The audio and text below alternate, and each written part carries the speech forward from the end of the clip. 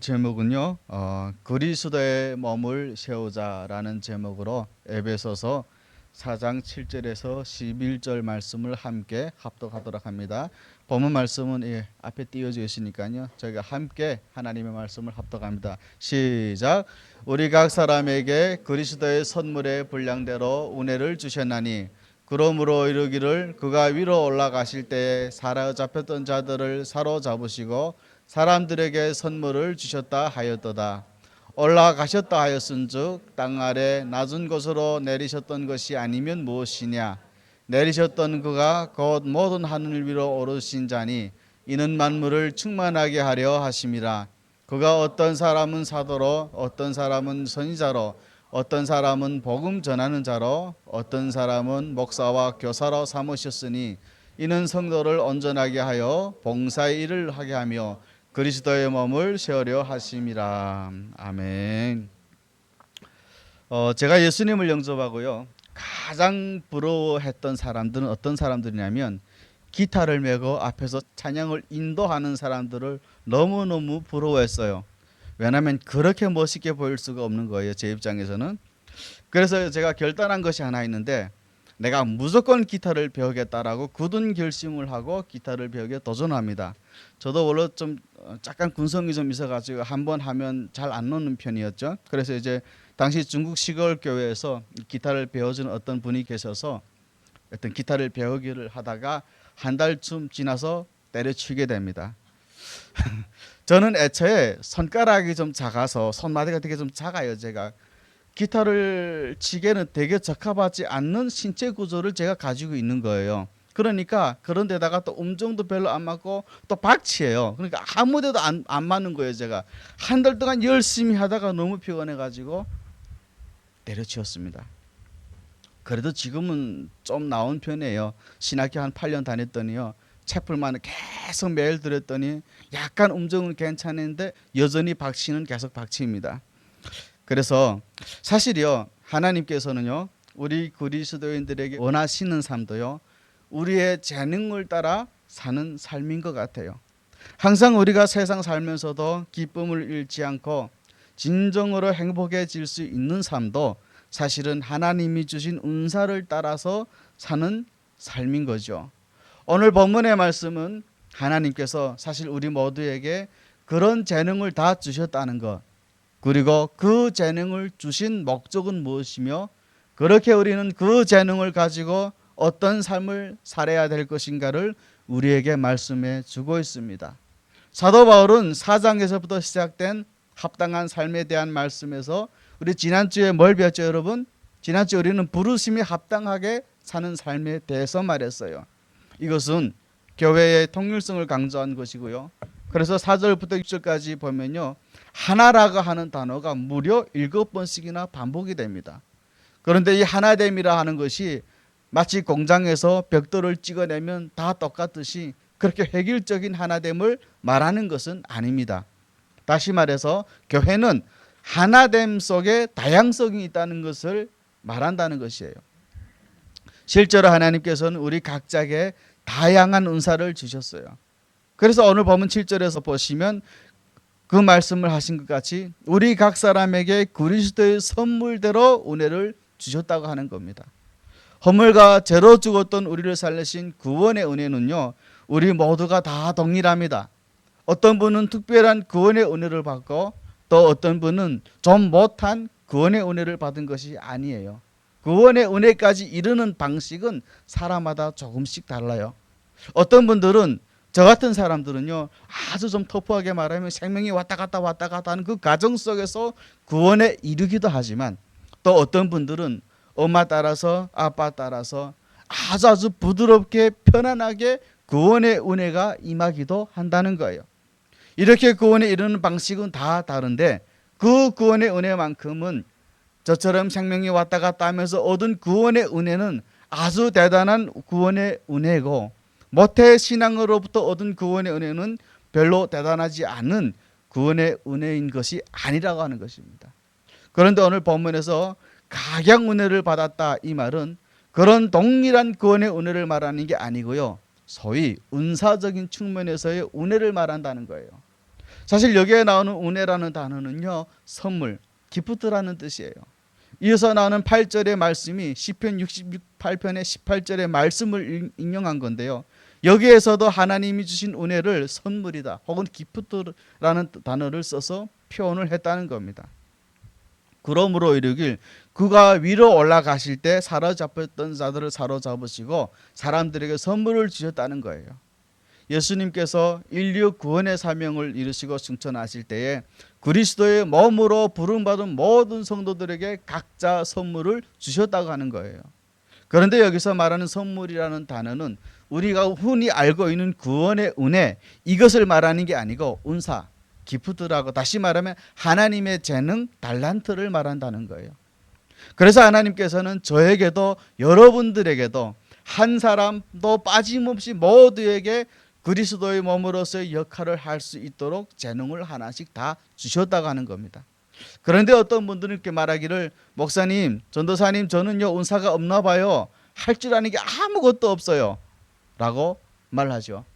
여러분, 분명한 것은요, 우리들이 이것을 인식하든지 인식하지 못하든지 하나님이 주신 재능들이 우리 모두에게는 다 있다고 하는 거예요. 그런데 왜 우리는 은사가 없다고 말하고 내 은사가 뭔지 모르겠다는 말을 할까요? 안타깝게도 우리는 그 은사들이 개발될 수 있는 기회를 갖지 않았기 때문에 그런 말을 한다는 겁니다. 내 은사가 무엇인지에 대해서 알아보려고 하지도 않고요, 그저 내 눈에 보기에 좋아 보이는 대로, 그래서 내가 하고 싶은 대로 혹은 되고 싶은 대로만 인생을 살아왔기 때문에 그런 겁니다. 이런 모습은 우리 자녀들의 진로를 결정할 때도 드러나죠. 자녀의 은사가 무엇인지 부모들이 잘 몰라요. 저희 큰딸이 15살이거든요. 지금 저 뒤에서 이제 하는데, 저도 우리 시온이 은사가 뭔지 아직은 잘 모르는 것처럼 알려고도 하지 않아요.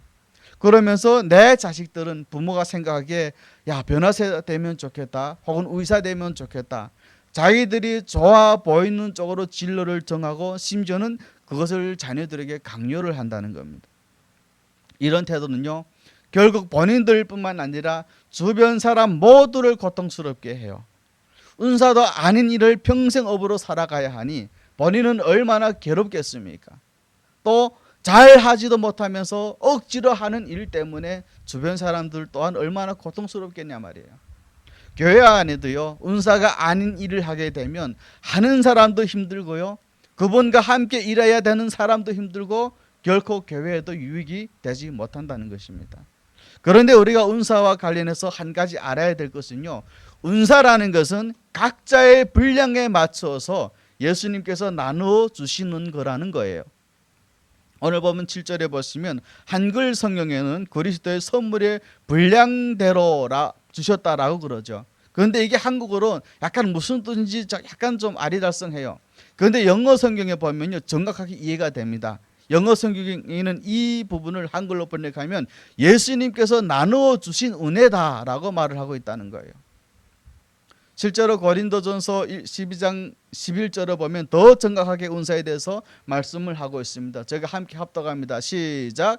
이 모든 일은 같은 한 성령이 행하사 그의 뜻대로 각 사람에게 나누어 주시는 것이니라. 아멘. 이 말은 우리들이 남이 가진 은사가 부럽다고 나도 열심히 노력하면 얻어질 거라고 생각해서는 결코 안 된다는 것입니다.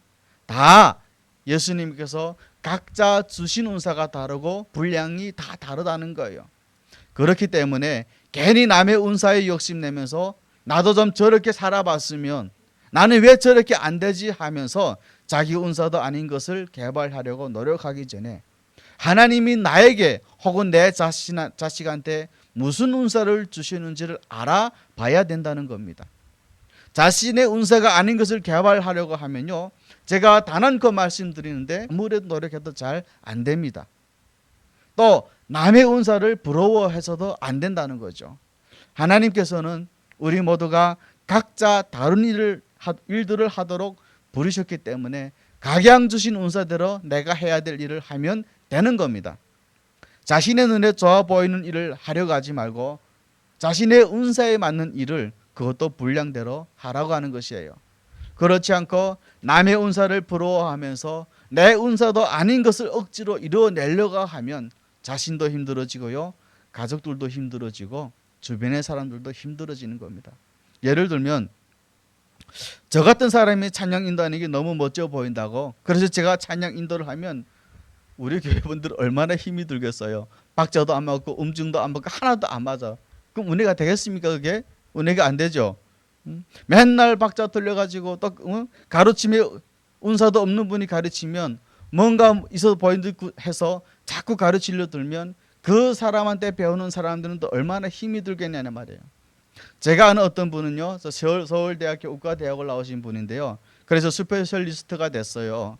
뭐 이 정도 되면 우리가 상식적으로 저분은 뭐 애들이든 어른들이든 잘 가르칠 수 있겠다라고 생각을 할 수 있을 거예요. 왜냐하면 공부를 꽤 잘했잖아요.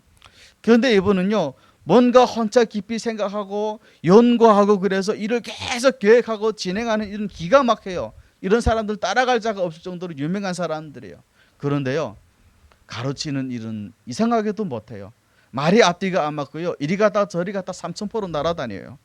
논리가 하나도 안 맞아가지고 저분이 지금 무슨 말을 하시지 하고 알아들으려고 좀 집중하다 보면은 제 머리가 아리가 더 아플 정도로 저도 무슨 말 하는지 모르겠어요. 우리들 주변에는 종종 그러신 분들이 있죠. 그리고 은사와 관련해서 정말 중요한 것은요, 결국 우리 모두에게 하나님께서 각양 다 은사를 주신 목적이 뭐냐? 그 은사를 갖고 그리스도의 몸을 세워가라고 주신 거라는 겁니다. 오늘 본문 12절 후반부에도 보시면 이는 그리스도의 몸을 세우려 하십니다 라고 말씀을 하고 있습니다. 우리 각자가 다양한 은사를 다 가졌는데 그리스도의 몸인 교회가 든든하게 세워지라고 그렇게 하셨다는 겁니다. 그래서 존 칼빈이 이런 말을 했죠. 이분이 왜 하나님이 다양한 은사를 우리에게 주셨는가에 그래서 이렇게 설명을 합니다. 은사의 다양성은 하나된 몸을 이루는 성도들의 조화를 더 강화시킨다라고 존 칼뱅은 말을 했다고 해요. 다양하기 때문에 더 조화가 될 수 있고 교회를 풍요롭고 충만한 상태로 유지시키려고 다양한 은사를 우리에게 주셨다는 겁니다. 그렇기 때문에 은사의 모양은 다양할지라도 목적은 하나예요. 우리 각자에게 다양한 은사를 주신 목적은 그거 갖고 우리들이 한몸 평안하고 행복하게 잘 살라고 주신 것이 아니라 그리스도의 몸을 세워서 교회를 하나님의 나라를 충만하게 하라고 주신 거라는 겁니다. 그러므로 오늘도 그런 목적을 가지고 자신의 은사들을 사용하려고 하시는 분들에게는요, 분명 하나님께서는 기가 막히게도 그 은사가 더 잘 개발되게 하시고요, 그 은사 때문에 온 세상 땅에 이름이 나게도 하시고 그 하는 일들이 오히려 더 잘 되게끔 인도하신다는 겁니다. 그런데 반대로 오늘도 그 은사들을 가지고 하나님이 주신 축복들을 가지고 여전히 내 눈에 보기 좋은 대로 내 육신의 욕망대로 살려고 한다면 그런 사람들의 인생은 더 풍요로워지고 행복해지는 것이 아니라 오히려 그것 때문에 삶이 꼬이기 시작하고 혼란스러워지기 시작한다는 것입니다. 그렇다면 각양 받은 다양한 은사들을 통해 우리는 어떻게 그리스도의 몸을 세워갈 수 있을까요? 하나님께서는 이것을 위해서 두 가지를 말씀하셨는데요, 하나님 이것을 위해서 먼저 하신 일이 뭐냐면 하나님이 세우신 사역자들을 통해서 그 은사들을 더 개발하고 발전시켜서 그리스도의 몸이 세워지도록 하라는 겁니다. 다시 말하면 그리스도의 몸이 세워지게 하기 위해서는 하나님이 세워진 사역자들의 도움이 필요하다고 하는 거죠. 그래서 이제 본문 11절 연결해 보면 금방 알 수 있습니다. 제가 함께 합독합니다. 시작. 그가 어떤 사람은 사도로, 어떤 사람은 선지자로, 어떤 사람은 복음 전하는 자로, 어떤 사람은 목사와 교사로 삼으셨으니 이는 성도를 온전하게 하여 봉사의 일을 하게 하며 그리스도의 몸을 세우려 하심이라. 아멘. 그러니까요, 이런 여러 가지 사역자들을 세워주신 이유가 뭐냐면 그들을 통해서 우리들이 받은 은사를 잘 개발해서 그리스도의 몸을 세우는 일에 쓰임받게 하도록 하신다는 거예요. 여기서 이제 사도라고 하는 것은요, 예수님으로부터 직접 가르침을 받았던 사람들이죠. 그래서 우리들이 잘 아시는 예수님의 12제자 혹은 신약의 성서를 쓴 사도 바울, 바나바, 실라 같은 사람들이 그 사도에 해당하는 사람들이고요. 또 선지자는 누구냐면 성경이 아직 완성이 되지 않았을 때 성령의 감동을 따라서 성도들에게 하나님의 말씀을 전하던 사람들이 선지자죠.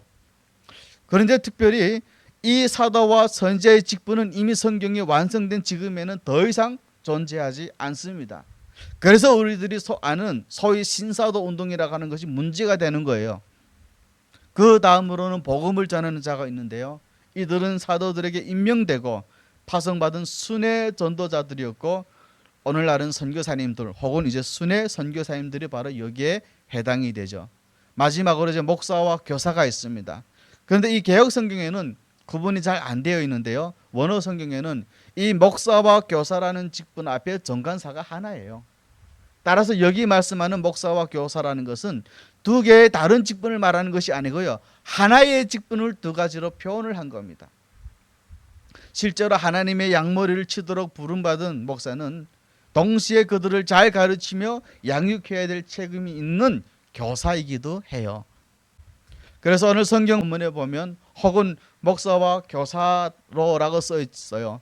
따라서 여기서 말하는 목사와 교사는 두 개의 직분이 아니라 한 직분이고 오늘날의 목사를 얘기하는 겁니다.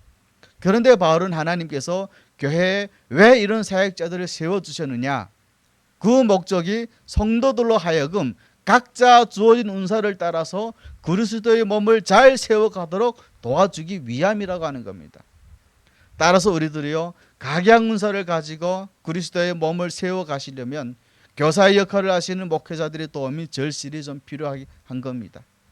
오늘날 목회자들로부터 가르침을 받은 일은 기피하면서 피하면서 대신에 마치 영적인 한탕주의처럼 뜨겁게 하나님의 역사를 경험할 수 있는 그런 집회 같은 것만 자주 찾아다니시는 분들이 있어요. 그런데 여러분 분명히 기억하셔야 될 것은요, 결국 성도들을 온전하게 세워서 봉사의 얘기를 하게 하는 것은 신비한 체험이 아니라고 하는 겁니다.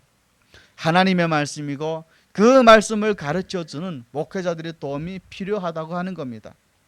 또 간혹 목회자들에게 배우느니 차라리 하나님께 직접 배우겠다는 그런 생각을 갖고 계시는 분들도 있어요. 그래서 어느 날 이제 목회자들을 세우지 않는 형제교회, 소위 이제 브레인드린 처친이라고 하는 것이 있잖아요. 근데 이런 모습 또한 결코 바람직한 모습은 아니라고 하는 것입니다. 혹시 형제교회 여러분들이 아시는 분들이 그런 교회에 신앙생활을 하시면 그분들이 나와서 정상적인 교회에서 신앙생활을 잘 할 수 있도록 여러분들께서도 꼭 권하셔야 돼요. 물론 목회자로 부름받은 사람들이 자기 욕심을 따라서 목사가 되고 또 존경받을 모습으로 살지도 않으면서 스스로 대우만 자꾸 받으려고 하는 목사들이 있다면 그런 목회자들로부터 여러분은 하루속히 떠나야 되는 거죠.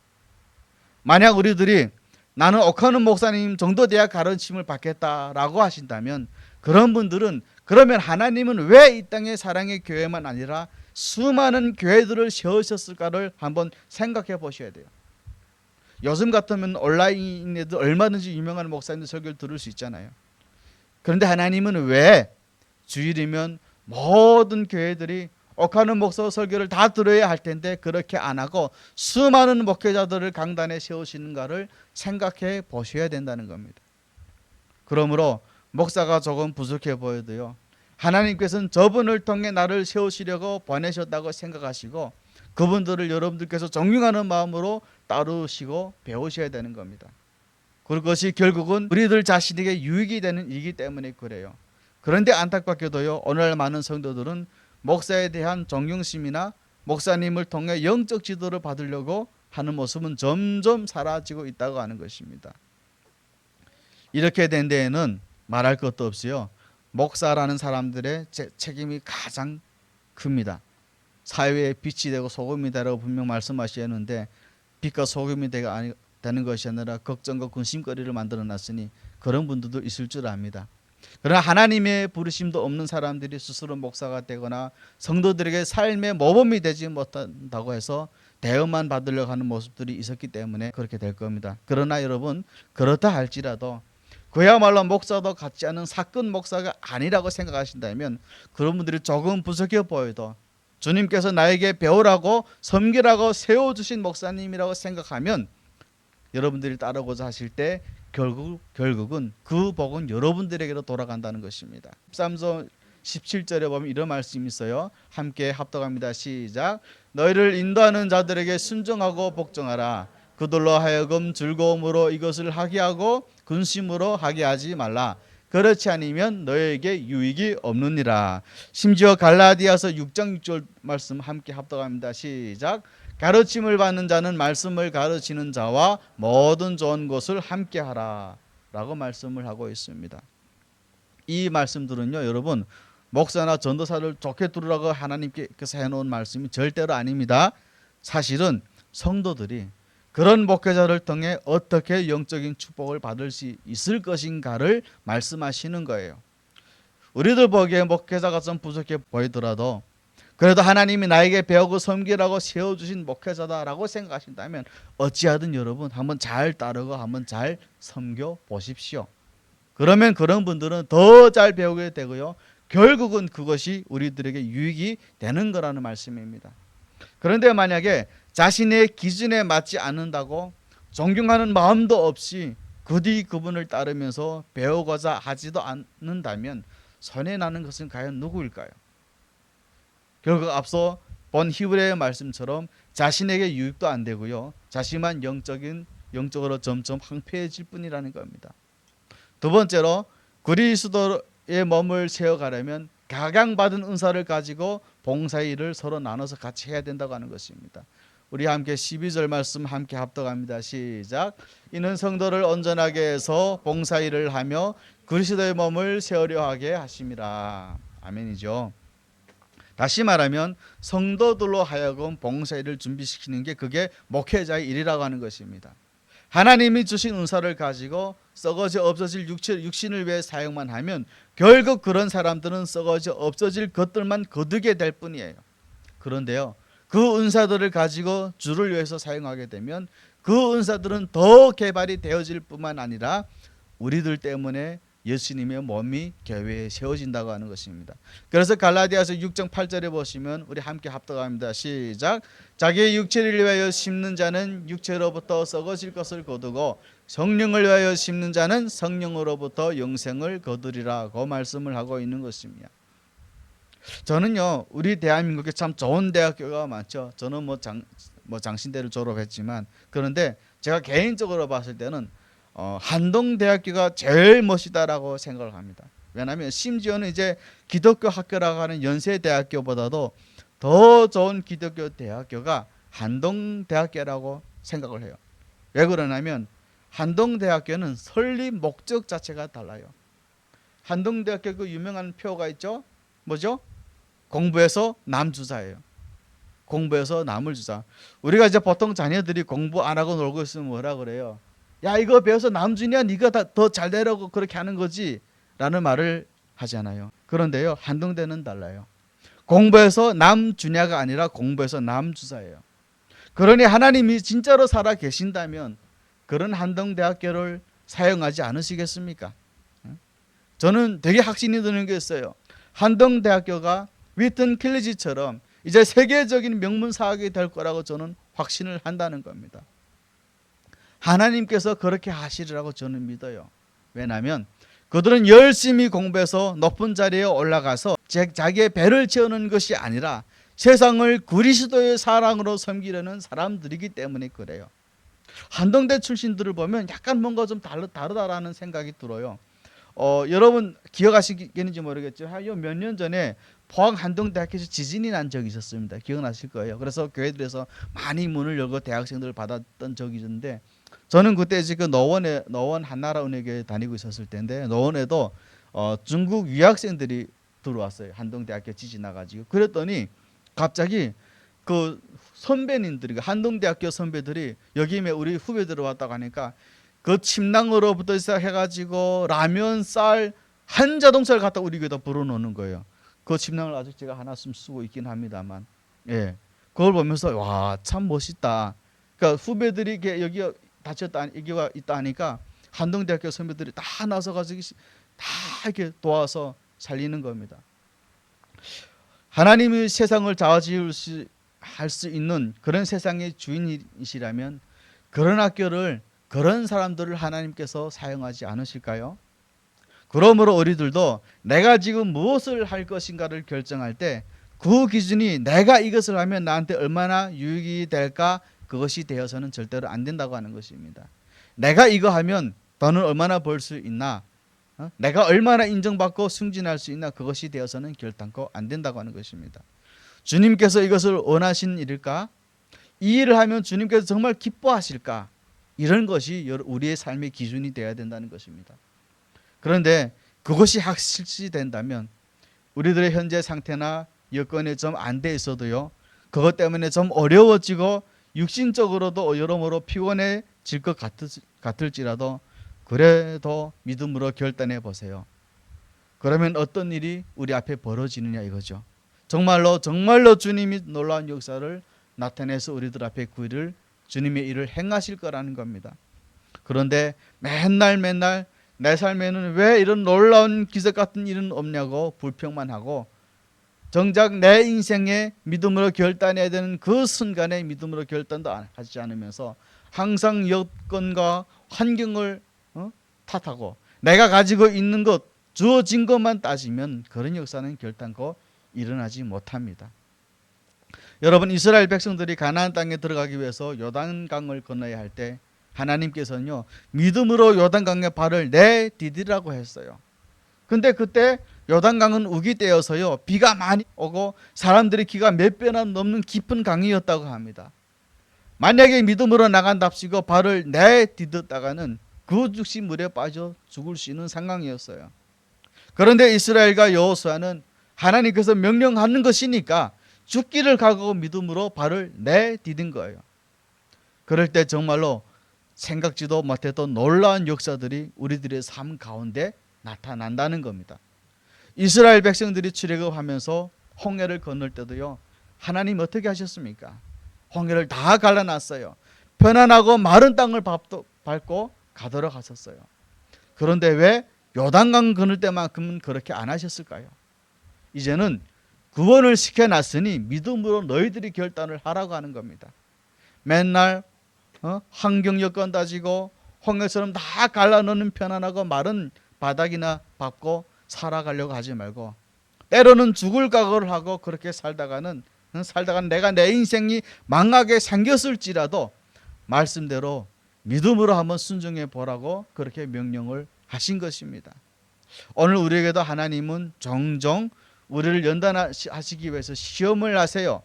하나님이 주신 것들을 가지고 그저 내 한 몸 편안하게 잘 살도록 썩을 것을 위해 일하는지 아니면 썩지 않을 것을 위해서 결단하고 살려 하는지 우리의 태도를 보신다는 겁니다. 그리고 마침내 운사든지 물질이든지 시간이든지 직장 문제든지 썩어져 없어질 것을 위해서 결정하는 것이 아니라 썩지 않은 것을 위해서 결단할 때 정말로 우리에게는 놀라운 일이 일어나는지 여러분 꼭 한번 믿으시기를 바랍니다. 어느 목사님의 설교를 들었던 적이 있어요. 적은 월급에 애들 낳고 살아가려니까 이것저것 들어가는 돈 많겠죠. 그래서 그동안 11조 생활을 잘 하지 못했대요. 그것도 목사님이요. 그러다 연말이 되니까 마음에 막 이제 부담이 오잖아요. 생활이 어려워졌다고 11조 생활도 제대로 못한다면 내가 무슨 믿음으로 산다고 말할 수 있을까? 그래서 이제 새해가 딱 되면 세금 보고도 하면서 금방 그 세금 혜택도 받게 될 테니까 하고 연말에 그동안에 밀렸던 11조를 결단하고 드렸다고 합니다. 그런데 놀랍게도요, 곧바로 이전 직장보다 훨씬 월급도 더 많은 근무 조건도 좋은 직장으로 하나님이 옮겨주셨다고 그분이 간증을 하면서 자랑하는 것을 저희가 한번 들은 적이 있어요. 자기가 원하지도 않았는데, 어플라이 하지도 않았는데 이런 얘기를 들으면 뭐라고 생각할 수 있겠어요. 그렇지만 여러분, 우연도 겹치기로 나타나면 그게 필연이 되고요, 하나님이 하신 일이 되는 겁니다. 어느 목사님 가정은요, 이건 외국 목사님인데 이사를 하는데 다른 사람보다 훨씬 더 적은 액수로 오퍼를 했대요. 근데 집주인이 그런데도 이분들에게 집을 주더라고 하는 것입니다. 이 사람들이 집이 필요하겠다 해서 훨씬 더 적은 액수를 오퍼하고 조건이 안 좋았는데도 그분들에게 집이 주어지게 하셨다는 겁니다. 어려운 여건이지만 목자의 사명을 감당해 보겠다고 결단하니까 하나님께서 교회 생활을 더 잘하라고 더 넓은 집을 더 싼 값에 얻게 해 주시더라는 겁니다. 저희가 이 교회를 개척할 때, 저는 이 교회를 개척하기 전에 선교단체에서 한 5년 정도 사역을 했어요. 그 선교단체에서 있을 때는 집을 다 내줘 가지고 뭐 월급도 받고 하니까 이제 그 아무런 이런 걱정을 안 하고 살다가 교회 개척을 해야 되겠다라고 출발선을 딱 눌러버리니까 모든 게 다 걸리는 거예요. 집도 내놔야 되겠지. 교회 돈또 어디다 한답니까? 서창동을 분명히 집어놨는데 건물도 안 보고 안 보이고 눈앞이 캄캄한 거예요. 일단 집 문제였어요. 하나님, 집부터 이게 해결해야 되는데, 선교센터에서는 제가 이제 교회를 하고 나가겠다 하니까, 교회를 하겠다 하니까 집을 내놔야 된다라고 하는데, 근데 그것도 달수도 한 4개월인가 5개월밖에 안 줬어요. 그래 기도하면서 하나님 어떻게 합니까? 신학생이라서 달분민이라서 돈을 못 얻는 건 없었던 건 아니고요. 저희들도 돈이 많이 있었는데 계속 옆에 다 주다 보니까 사실 집을 찾기가 어려운 상황이었어요. 그런데 저희 부부가 결혼한 지가 올해로 한 8년 정도 됩니다. 그래도 LH에 들어가 봤더니 결혼 전세 자금 대출이라고 있더라고요. 그것이 한 8년인가 7년까지 그 기간이었는데, 그거에 올해까지 우리가 작년까지 그 기간이었어요. 한 달을 딱 남겨두고 전세자금 대출에 합격이 된 거예요. 그래서 똑같은 오피스텔에서 103동에서 똑같은 101동으로 똑같은 평수로 그대로 저희가 이사를 했어요. 저는 그런 걸 보면서 저는 약간 좀 그런 게 있어요. 하나님 말씀에는 다른 걸 안 믿으려고 하는 약간 그런 고집이 있는데, 이것도 또 하나님 앞에는 교만이 될 수도 있겠다. 왜 하나님께서 행하시는 일 갖다가 우리가 평가를 해야 되지? 그런 사건들을 보면서, 그런 하나님께서 행하시는 일들을 보면서, 내가 하나님을 위해 죽고자 한다면, 그리스도의 복음을 위해서 결단한다면 결코 행하시는 것은 내가 아니라 하나님께서 이루어주시는구나. 여기 교회도 될 때도요, 요 옆에 교회 하나 있었어요. 이건 이거로 좀 더 컸는데 일단 월세가 너무너무 비쌌겠죠. 근데 무태태그 돈에 대한 개념이 잘 없다 보니 잡겠다 했어요. 근데 그 건물은 딱 들어가면 이게 사각으로밖에 볼 수 없어요. 가운데 기둥이 있어가지고 예배드리기가 사실은 좀 곤란한 구조였는데, 어떻게 하나님이 부동산 사장님을 마음을 감동시켜줘가지고 이 건물을 보게 한 거예요. 이게 그래 생긴 교회죠. 교회가 생기면서 건축 리모델링 되는 과정에도 맨 땅에다가 지금 헤딩을 하는 격이었잖아요, 저희들도. 근데요, 사실 교회 여기 저희 들어간 게 아무것도 없어요. 심지어 수절까지 앞으로 저에게 없었어요. 근데 하나님께서 참 옆에 좋은 분들을 이렇게 세워주셔가지고, 어떤 분은 생각지도 못했던 목사님이 거금을 내놓으시고, 또 제가 있던 교회 목사님이 보증금을 깔아주시고, 그래서 이 교회가 세워지게 된 거예요. 여러분, 우리가 이 세상을 살아가면서 내가 왜 이 말씀 드리냐면, 한국 분들이 우리들하고 하다가 하는 얘기가 있어요. 왜 하나님은 우리는 10번 기도해야 하나 겨우 들어주시는데 왜 하나님은 달보민들은 한 번만 울며 불며 하면 그 응답을 해주실까? 왜 그럴까요? 저도 잘 모르겠어요. 근데 저는 좀 약간 알 듯해요. 하나님의 마음과 세상 마음의 구분을 너무 따로따로 두더라고요. 우리 마음이. 그냥 내 마음이 하나님으로부터 온전하게 가면 그 하나님으로 살아가야 되는데, 그 하나님으로 분명 살아가는 것 같은데 내 마음에는 또 다른 생각을 하고 있는 우리들의 이중인격적인 마음을 제가 보게 됐어요. 그러면 하나님이라면 그런 마음을 가지고 있는 사람과 좀 무식하고 용감하지만 그래도 하나님 앞에 한량없이 떼쓰는 사람하고 기도를 하나님께 들어주실까? 라고 제가 한번 묵상을 해본 적이 있어요. 그래서 저는 말을 잘 하려고도 하지 않고요, 유창한 언어를 하려고도 하지 않고요, 그냥 저에게 주신 은혜를 여러분들과 함께 나누려고 저는 부단히 노력을 하고 있어요. 물론 그렇다고 벙어리가 되겠다는 말은 절대 아니고요. 우리가 하나님으로부터 행해가는 것, 그리스도의 몸을 세우는 것이 어떤 것일까? 나의 몸에 하나님의 성전을 세우는 것이 먼저고요. 그리스도의 교회인 몸은 이 교회를 잘 세워서 하나님 나라 갈 때까지 건강하게 있다가 가는 것이 또한 그리스도의 몸을 세우는 것이 아닐까라고 저는 생각을 해봅니다. 말씀을 맺도록 하겠습니다. 여러분, 그동안 우리는요, 쓸데없이 내 기준에 맞지 않는다고 불평하고 원망이 나면서 목회자들로부터의 가르침을 소홀하게 생각하고 의도적으로 피하지는 않았는지 우리 자신들을 한번 뒤돌아보는 시간이 되었으면 좋겠습니다. 그리고 또 이제 각양받은 은사를 가지고 오늘 또 썩어져 없어질 욕심만을 위해서 열심을 위해 살아가고 있진 않은지 돌아보시면서 다시 한번 나의 십자가, 고난의 십자가를 묵상하시면서 결단해서 나가는 그런 저와 여러분들이 되셨으면 좋겠습니다. 또한 그런 고난이 온다고 할지라도 여러분들께서 묵묵히 그 십자가를, 그 행복의 십자가를 지어가시는 그런 여러분들이 되시기를 예수님 이름으로 축복합니다. 네, 제가 기도할게요.